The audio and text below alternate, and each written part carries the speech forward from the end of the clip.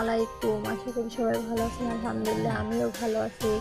একবারে গাছের টাটকা মূলা আসলে খেতে গুলো উঠে গেলাম। সাদা সাদা একবারে মূলাগুলো দেখতে পাইতেছেন। আজকে মূলা বানানোর রেসিপি নিয়ে চলে আসলাম।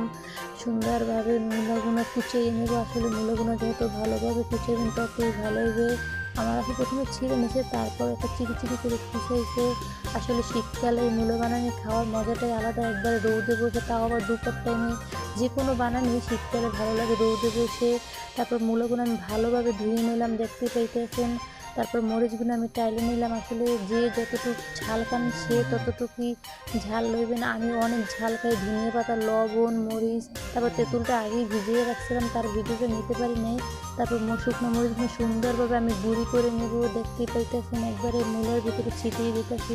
আসলে ছোটোবেলার কথা মনে পড়ে গেল। ছোটোবেলায় অনেক বানিয়ে খাইছি মূলা।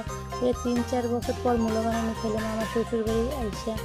আসলে যতটুকু পারে ততটুকু নিজে নিজে একা করে খাইতে হয়। তাও আবার আমার সাথে অনেক লোক ছিল, প্রায় 7-8টা দিনে মিলে মূলা বানানো খেলাম। কেউ লোক দেবে না, যার যার খাইতে ইচ্ছে করে সে বাসায় বানিয়ে খাইবেন, নাইলে আমাদের বাসায় চলে আসেন। একবারে ভালোভাবে আমি চটকিয়ে নিছি। আসলে যত তেঁতুল দেবেন ততই ভালো লাগবে মূলা বানিয়ে। তারপর আমি কিছুক্ষণ পর সরিষার তেলটা দিয়ে নিলাম। বানানি দিয়ে একবার লাস্ট পর্যায়ে চলে আসে, দেখতে পেতেছেন আমি সবাই ভাগ করে দিতে আসি। আসলে মূলা বানানি খেতে আমার অনেক ভালো লাগে, যা বলার বাহিরে। একবার হাত চেটে পুটে আমি খাইছি, দেখতে